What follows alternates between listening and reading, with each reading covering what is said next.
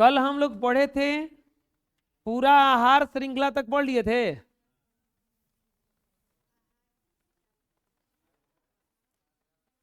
आहार जाल तक पढ़ लिए थे ना, पढ़ना ये यहां तक पढ़े थे। अब देखेंगे हम लोग आहार जाल। आप देखो, प्लांट्स को हरिण खाता है, हरिण को भेड़िया खाता है, और भेड़िया मरता है तो डिकम्पोजर उसको अपघटक खा जाते हैं, खत्म कर देते हैं।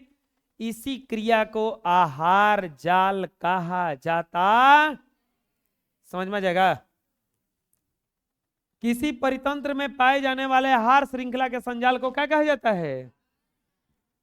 अब यही देख लो, ग्रास हॉपर है, कीड़ा है, ये घास खाता है, कीड़ा को पक्षी खा जाती है, पक्षी को बाज खा जाता है, और यहाँ पर नहीं तो इसको लोमड़ी खा जाती है।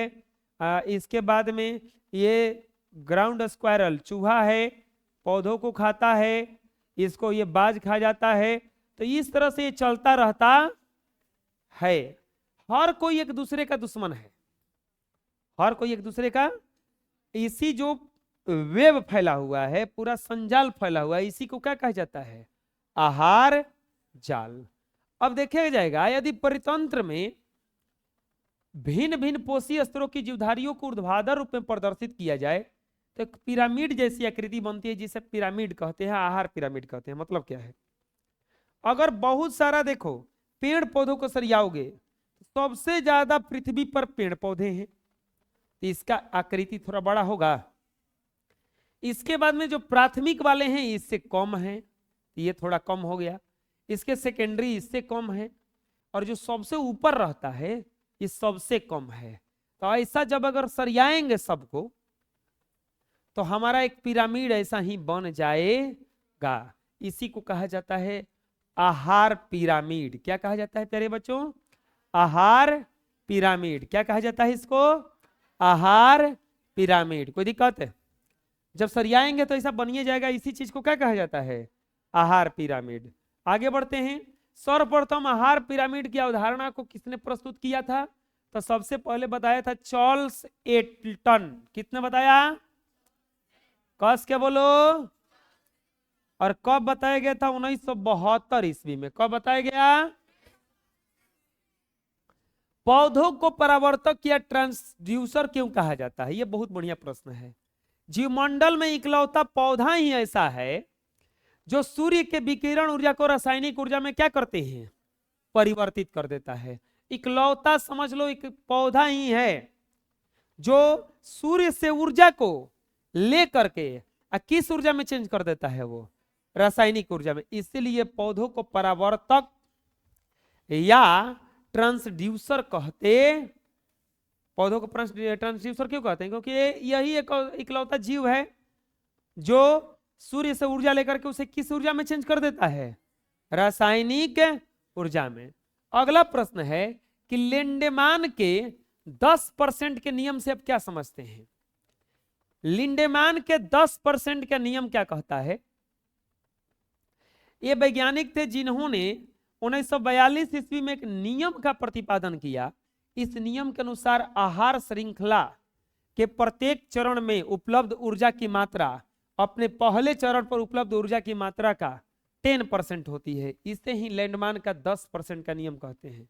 मतलब क्या है कि अगर आप 100 केजी घास का उपयोग करते हैं, कोई शाकाहारी जानवर करता है, तो उसके शरीर में अनुपातिक रूप से 10 केजी घास के बराबर संचित ऊर्जा के बराबर उपयोग होता है।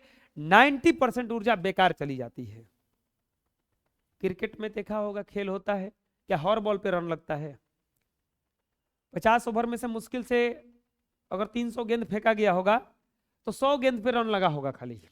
वनडे होगा तो चाहे 150 गेंद पे रन लगा, आधा गेंद तो निकल जाता है। लगता भी तो रन नहीं लगता है, बाकी आधे गेंद माना। लेकिन बोला जाता है पूरा। अगर आप 1 किलो काजू खाइएगा यानी कि 1000 ग्राम, तो लिंडेमान के अनुसार बस आप में एनर्जी कितना ग्राम का आएगा? 100 ग्राम का। बाकी जो 900 ग्राम है क्या हो जाता है? वेस्ट हो जाता है। यही है लिंडेमान का 10% का। नहीं समझ में आया? अगर आप 1 किलो सेब खाइएगा तो 100 ग्राम सेब में जितना ऊर्जा होगा वही आप में यूज होगा, बाकी सब क्या हो जाएगा? वेस्ट हो जाएगा, बाकी सब क्या हो जाएगा, खत्म हो जाएगा। इसी को कहा जाता है लिंडेमान का 10% का, समझ में आ जाएगा? और कोई दिक्कत है? भू रासायनिक चक्र किसको कहा जाता है? जीवमंडल में मिट्टी, जल, जीवधारी के माध्यम से रासायनिक पदार्थों जैसे कार्बन, नाइट्रोजन, फास्फोरस, गंधक इत्यादि का चक्रीय पथ में भ्रमण करना भू रासायनिक चक्र कहलाता है। जैसे अब देखे होंगे कार्बन चक्र चलता रहता है। कार्बन चक्र किसे चलता है? हम लोग ऑक्सीजन लेते हैं, क्या छोड़ते हैं? कार्बन। और पेड़ पौधे क्या खींचते हैं? Carbon dioxide. क्या ले लेते हैं, क्या देते हैं? चक्र चल रहा है गो। जल चक्र कैसे चलता है? जल चक्र सोचो अपने से, भूमिगत जल है अंदर, जमीन के अंदर का जल है, बाहर निकला, बाहर निकल करके हम लोग वो बाहर जब निकाले हम लोग, अच्छा आप देखो शुरुआत कहां से करते हैं? वर्षा जल से। वर्षा जल ये बादल है, बादल क्या होता है? बरसता है, बरसता है तो जमीन पर आकर के तालाब वालाब में जमा हो जाता है, कुछ महासागर में चला जाता है, फिर ये सूर्य का धूप होता है, सूर्य का धूप होता है, ये तालाब में का जल फिर से वाष्पीकरण हो जाता है इसका, और वाष्पीकरण के कहाँ चला जाता है? बादल के पास। फिर बादल बनता है, फिर मानसून आता है, फिर बरसता है, यही क्रिया चलता रहता है। ऊपर के पानी नीचे, नीचे के पानी ऊपर के पानी नीचे, नीचे के पानी, ये क्रिया होता रहता है हमेशा। इसी चीज को क्या कहा जाता है? जल चक्र। ऐसे ही हम लोगों के वायुमंडल में कार्बन, नाइट्रोजन, फास्फोरस, गंधक ये सब एक चक्रीय पथ में भ्रमण कर रहा है, एक दूसरे, बंद करो अब, एक दूसरे के पथ में क्या कर रहा है? ये भ्रमण कर रहा है। इसी चीज को क्या कहा जाता है? भू रसायन चक्र। जैव आवर्धन किसको कहा जाता है? जब किसी पीड़कनाशी रसायनों जैसे डीडीटी का प्रयोग कीटनाशक के रूप में फसलों पर किया जाता है, तब ये जहरीले रसायन पौधों में और अनाज में समा जाते हैं, और ये आहार श्रृंखला के माध्यम से उपभोक्ता के वसीय ऊतकों में जमा हो जाते हैं और उनका जहरीलापन बढ़ता चला जाता है। इसे जैव आवर्धन कहते हैं। इस कारण से मनुष्य को कई भयानक बीमारी भी हो जाती। जैव आवर्धन किसको कहा जाएगा? देखो आजकल बहुत सारा रोग बढ़ गया। क्यों रोग बढ़ गया? एक खेती और आ रहा है अब, एग्रीकल्चर, एग्रीकल्चर उसको ऑर्गेनिक खेती, ऑर्गेनिक खेती आ रहा है, बहुत महंगा है वो।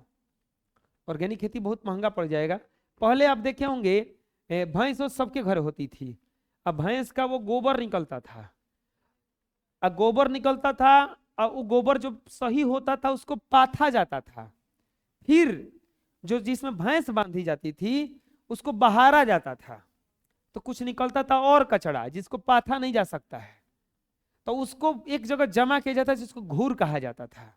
फिर साल भर में वो बहुत बड़ा हो जाता था, ट्रैक्टर पे लाद के उसको क्या कर दिया जाता था? ले जा करके खेत में फेंक दिया जाता था। तो इससे होता था कुछ कि धान उन बड़ा बढ़िया होता था।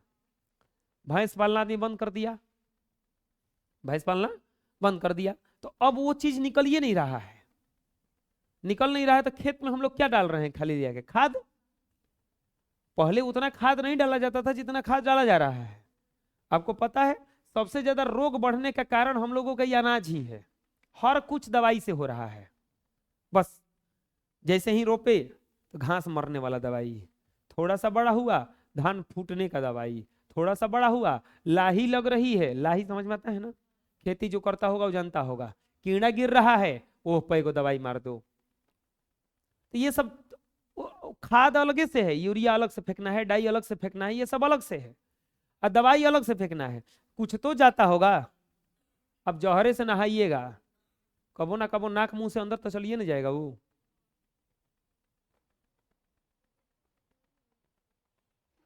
हैं?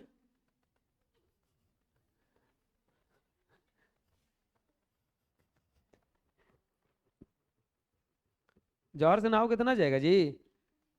पानी वानी से नहाता है आदमी तो थोड़ा मोड़ा तो पानी चलिए ना जाता होगा मुंह में, धोता होगा तो नहीं जाता है, नाक से मुंह से कुछ से, चलो ठीक है नहीं जाता होगा, लेकिन फसलों में चला जाता है। इसी चीज को क्या कहा जाता है? जब भी हम लोग दवाई वगैरह का प्रयोग करते हैं, अगर थोड़ा सा ना कुछ उसका अंश प्रवेश उसमें कर जाता है। इसी चीज को क्या कहा जाता है? जैव। इसी कारण से मनुष्य को कई भयानक बीमारियां हो जाती। आपको पता है प्रदूषण के चलते, अगर अभी रिपोर्ट आया है, WHO रिपोर्ट दिया है कि जो इंडिया के लोग हैं, इंडिया पर रिपोर्ट दिया है वर्ल्ड हेल्थ ऑर्गेनाइजेशन, वो रिपोर्ट दिया है WHO कि इंडिया के लोग अब पहले के तुलना में 8 बरस कम जी रहे हैं। अब 8 बरस कम जीते हैं अब। मतलब पहले अगर 80 बरस आदमी जीता था, तो अब उसका एवरेज उम्र कितना आ गया है? 72 बरस आ गया है। क्योंकि प्रदूषण फैल गया है, कृषि पे ज्यादा प्रयोग हो रहा है, दवाई, प्रदूषण, ये गाड़ी वगैरह के कारण, फिर टेक्नोलॉजी बढ़ने के कारण, ये सब के कारण ऐसा नहीं है कि साफ सुथरा सब कुछ है, सब बहुत खराब हो चुका है। ये तो इतना दवाई चला दिया ना काटने के लिए उसको, उसके चलते आदमी जी रहा है, तो ये बढ़ गया है। अब सोचो अपने से आप लोग, पहले दिया में आदमी रहता था, दिया वगैरह में, अब लाइट बिजली आ गया। अब तो आदमी को ज्यादा जीना चाहिए कि कम जीना चाहिए? अब तो आराम ज्यादा ना बढ़ गया, एसी तक आ गया, एसी तक आ गया।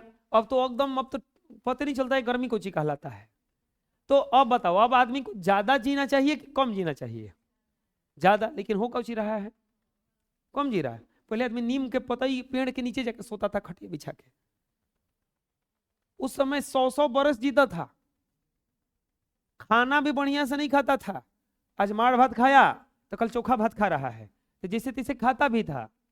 तो पहले के तुलना में कुछ परिवर्तन आया, लेकिन परिवर्तन के कारण दिक्कत बढ़ता गया।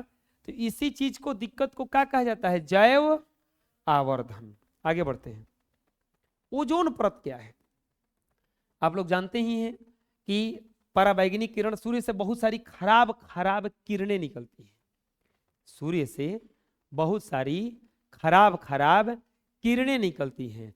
इन खराब किरणों को रोकने के लिए कोई ना कोई परत है। उसी खराब किरण में से एक किरण है पराबैंगनी। कौन सा किरण है? पराबैंगनी। उस पराबैंगनी को रोकने के लिए एक परत है हमारे वायुमंडल में, जिसको कहा जाता है ओजोन परत। क्या कहा जाता है उसको? ओजोन परत। ये देखो, ये पूरा वायुमंडल हो गया। अब वायुमंडल पृथ्वी के ठीक ऊपर, समताप मंडल के ऊपर पाया जाता है। यहां पर एक लेयर पाया जाता है, ये ऑक्सीजन का एक लेयर है, एक ऑक्सीजन का एक लेयर है। वो लेयर क्या करता है? पराबैंगनी किरण जब वहां से आता है ना, तो उसको रोकता है, काट देता है।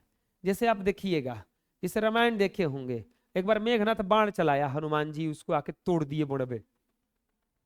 तो इसी को बीच में, कोई बीच में ना आ गया। और वो टीवी उवी में देखे होंगे, ज्यादातर कोई गोली मारता है, वो अगवा कैसे रोक लेता है।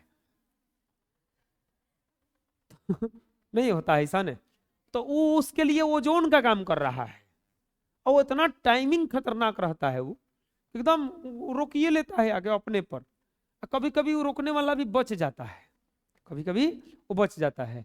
ऐसे ही सूर्य से जब किरण चला, धरती पर पहुंचने से पहले कौन रोक लेता है?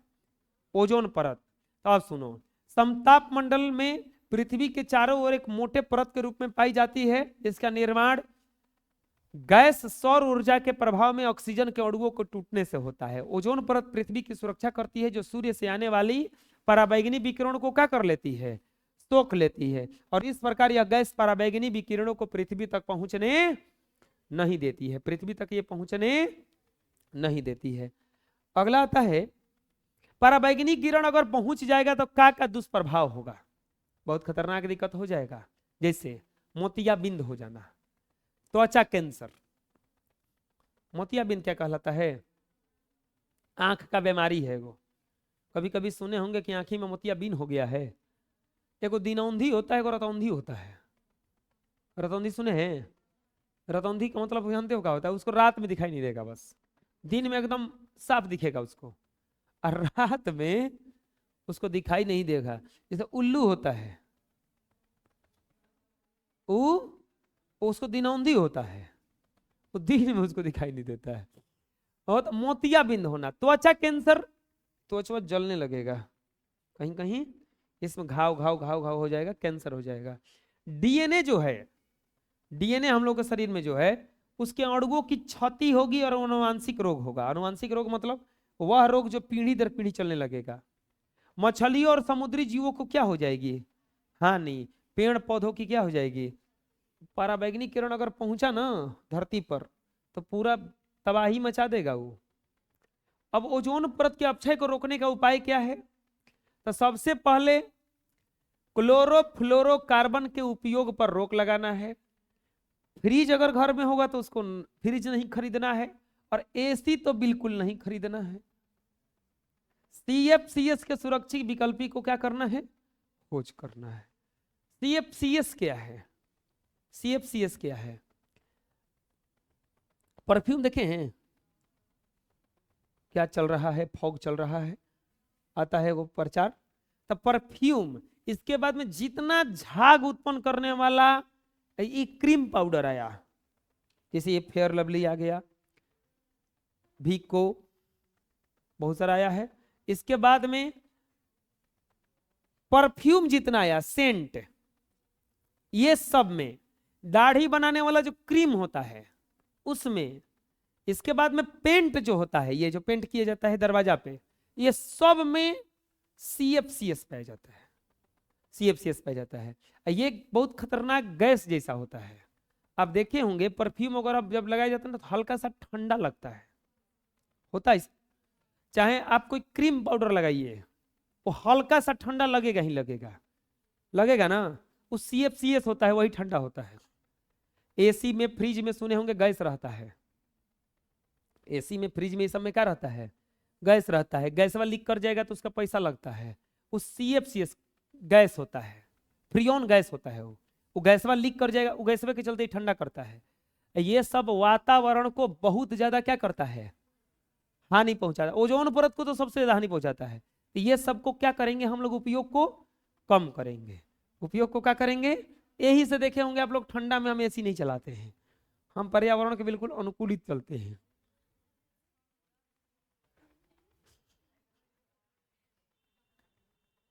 खैर देखो, इसको खरीद सकते हो, जानते हो क्या है? ये जितना भी बनता है ना, इसका रिकॉर्ड रखा जाता है कि कितना बन रहा है। हमारा कुछ ही दोष है? आप कंपनी वाले को बोलिए ना तू ना बनाए, साल भर में 10 को खाली बेचे, कि उतने भर प्रयोग करना है। मिल भी नहीं करेगा तो आदमी खरीदेगा वो? आज से 20 साल पहले कुल मिल नहीं रहा था, मिल भी रहा था तो बहुत महंगा था, तो कोई खरीद रहा था? अब महंगा भी नहीं है, सस्ता भी हो गया है, और सब कोई खरीद भी ले रहा है, तो उसको रोकिए ना। अभी देखिए 10 साल के बाद गाड़ी रोक दे रहा है, कार वगैरह 10 साल के बाद 15 साल के बाद जमा करना रहता है, क्योंकि अब वो प्रदूषण बहुत ज्यादा करेगा, तो उसमें रोक लगा दिया जाता है, तो वो आदमी जमा कर देता है ले जाकर। वैसे ही कुछ नियम लगाएगा, खत्म हो जाएगा ये सब। इसको रोका नहीं जा सकता, एक बार जान लो, पॉसिबल नहीं है। अब जितना भी शादी होता है फ्रिज तो चढ़ कर रहा है, कुछ ना कुछ हो, फ्रिज होना चाहिए, वो कूलर होना चाहिए। अब तो कूलर भी नहीं, अब एसी चढ़ने लगा। अब देख रहे हैं कि अब एसी लेकर आदमी दे देता है कि लीजिए। तो अब बताओ, अगर भारत में 140 करोड़ आबादी है, और 140 करोड़ में से 50 करोड़ का शादी होता होगा, 30 करोड़ का, और 30 करोड़ में से 200 करोड़ अगर एसी चढ़ता होगा, फ्रिज चढ़ता होगा, तो कितना हर साल चढ़ रहा है? प्लस में 4 गो भाई है, और चारों के गो फ्रिज मिल गया, लो चारों चलाओ।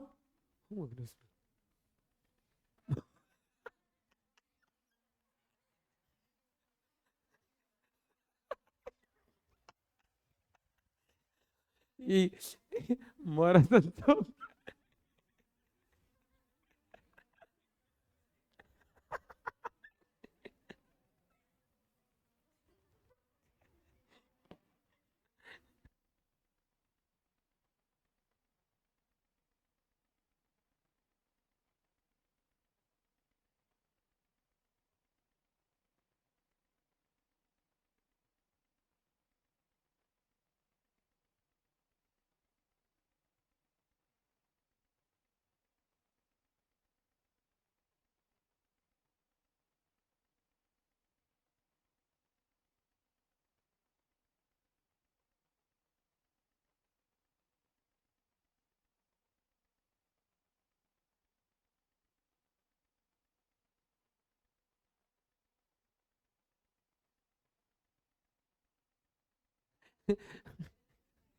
मनुआ ठीक बोला है। मैराथन सब।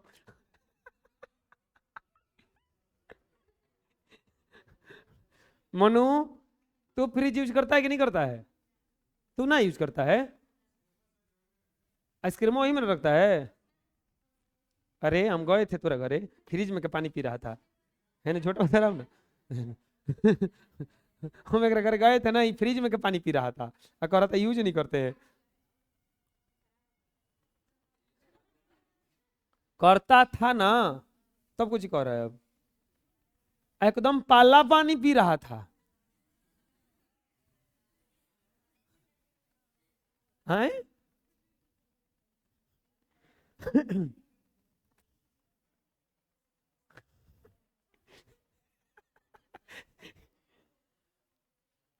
चलो जी देखो, यूएनईपी एक संस्था है, सुनो अब। यूएनईपी क्या है? जब देखा गया कि ओजोन परत बहुत ज्यादा नष्ट होने लगा, तब इस पर जागरूकता आया। क्या जागरूकता आया? एक संस्था बनाया गया जो संयुक्त राष्ट्र पर्यावरण कार्यक्रम है। इस संस्था की स्थापना 1987 में हुआ। इस संस्था का मुख्य उद्देश्य क्या था? सीएफसीएस के उत्पादन पर रोक। क्योंकि सबसे ज्यादा घाटा किससे लग रहा है? सीएफसीएस से ओजोन को। तो वो बोला कि 1986 तक जितना सीएफसीएस बना है, ओकरा से ज्यादा किसी को बनाना। अभी आप सीएफसीएस नहीं बना सकते हो, पकड़े जाओगे तो जेल में डाल देगा सरकार। सरकार लिमिट करके रखा है कि कौन सा देश कितना, किस स्टेट में कितना ये बनाना है, नहीं तो आप पर्यावरण को खा जाएगा सभी सब मिलके। अब ऐसा नहीं है कि अमेरिका में आपका ज्यादा सीएफसीएस बनाएगा। अब सबसे ज्यादा गर्मी कहाँ पड़ता है? अब देखो, हम लोगों को देखा जाएगा, अब तो बिहार वार में भी ज्यादा गर्मी पड़ने लगा, पहले इतना नहीं पड़ता था। जहां पे ज्यादा संघनित इलाका है, जैसे दिल्ली में चले जाओ, पंजाब में चले जाओ, बड़ी गर्मी पड़ता है उधर, बहुत ज्यादा गर्मी पड़ता है। तो जहां, एक बात समझ लो, जहां बड़का नगर में आ गया, तो नगर ऐसे तो बनता नहीं है। नगर में बढ़िया बढ़िया घर होना चाहिए, अच्छे अच्छे लोग होना चाहिए, 33% कृषि वाला आदमी नहीं होना चाहिए। तो कृषि वाला नहीं होगा तो बिजनेसमैन होगा, नहीं तो नौकरी वाला होगा। और नौकरी वाला क्या लगता है कि वो बिना नॉर्मल रहेगा? ओकरा घर में सब कुछ लगबे करेगा, और लगबे करेगा तो प्रदूषण होगबे करेगा। अब प्रदूषण होगा तो ओजोन परत में होल होगा, गर्मी बढ़ेगा, रोग बढ़ेगा, टेम्परेचर। अच्छा एक बात बताओ, प्रॉब्लम शुरू करने वाले ये अमीर लोग हैं कि गरीब लोग हैं? इस सब प्रॉब्लम शुरू करने वाला कौन आदमी है? अमीर लोग हैं। लेकिन झेलता के है? कोरोना लाने वाला अमीर आदमी था, झेला के गरीब लोग उसमें मरता है। गरीब लोग, कई लोगों के पास पैसा है ना, वो लोग दवाई करवा लेगा तुरंत। विभिन्न प्रकार के फलों, बीजों और सब्जियों में जीवन उपयोगी पदार्थ जैसे प्रोटीन, वसा, कार्बोहाइड्रेट इत्यादि पाए जाते हैं। इन पोषक पदार्थों को जैव रासायनिक पदार्थ कहते। जो भी आप खाइएगा और उसमें कुछ ना कुछ पाया जाएगा, प्रोटीन, कुछ ना कुछ वसा, कुछ ना कुछ कार्बोहाइड्रेट, इसी चीज को क्या कहा जाता है? जैव रासायनिक पदार्थ। अपशिष्ट पदार्थ जन्म करते हैं, किसको कहा जाता है? कूड़ा करकट, कूड़ा कचरा को ही क्या कहा जाता है?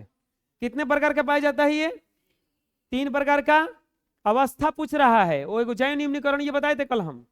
रूप होता है 2 गो, अवस्था का एगो, या तो ठोस नहीं तो द्रव, नहीं तो ठोस में क्या होता है? शीशा, कागज, बोतल, छिलका, ये सब क्या है? ठोस। द्रव में क्या होगा? मलमूत्र, गंदा जल, रासायनिक पीड़कनाशी, तेल, जला हुआ मोबिल, गिरीज, ये सब क्या है? द्रव। बाथरूम का जो पानी निकलता है वो क्या है? द्रव ना है। इसके बाद में और गैस में क्या है? भूमि पर वस्तुओं को सड़ने और जलने से तरह तरह की बनने वाली गैस।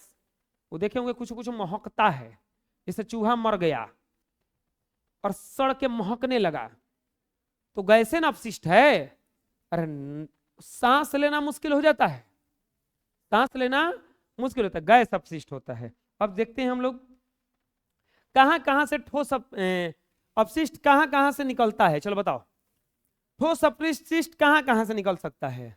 घर से, दूसरा, नगर से तीसरा, उद्योगों से चौथा, व्यापारिक स्रोत पांचवा, कृषि स्रोत छठा, खनिज स्रोत सातवा। ये सबसे निकलता है ना। चलो घरेलू स्रोत देखते हैं। घरेलू में सोचो घर से क्या क्या निकलता है। फेंका गया भोजन, अरे जो घर में बच जाता है खाना, अपशिष्ट पदार्थ ना होता है। फलों और सब्जियों के छिलके, फल आदमी छिलता है, सब्जी छिलता है, वो सब। राख, गोईठा पे खाए होता है, राख होगा ना। कागज के टुकड़े, पॉलीथीन की थैलियां, बोतल, डिब्बा, शीशा के टुकड़ा, कपड़ा, दवाई, ये सब क्या है? घरेलू स्रोत है। कौन सा स्रोत है? अरे ये सब नहीं निकलता है। अब आगे बढ़ेंगे नगरीय स्रोत। नगरीय स्रोत में जैसे नगर में क्या क्या होता है? कचहरी होगा, कार्यालय यानी कि ऑफिस होगा, पुस्तकालय होगा, लाइब्रेरी होगा। देखो लाइब्रेरी से कचरा निकलता है ना। इसके बाद विद्यालय, स्कूल होगा, कोचिंग होगा, विभिन्न प्रकार की संस्थाएं, बैंक, पार्क, खेल के मैदान, स्टेडियम, दुकान, ठेला आदि को अपशिष्ट, ठोस अपशिष्टों के नगरीय स्रोत कहलाते हैं। अब इसे मिलता क्या है? कागज के टुकड़े, जीरोक्स पेपर कटिंग, पेपरवा फाड़ता है तो कटिंग में निकलता है कुछ। टाइपराइटर के बेकार रिबन, रिबन होता है में। टूटी हुई कलमें, देखो इसी में कितना कलम फेंक देता है सब। खाली रिफिल निकलता है ना। मूंगफली के छिलके, देहात में तो मूंगफली मिलता नहीं जल्दी, शहर में मिलता है, खा का खेत में फेंकता रहता है। दोना पतल, कागज और गत्ते के पैकेट, रबड़, रोगियों के कपड़े, अस्पताल होगा तो रोगी के कपड़े निकलेगा ना।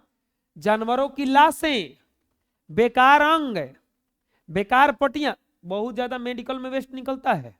बैंडेज पट्टी, सुई, इंजेक्शन सब निकलता है ना।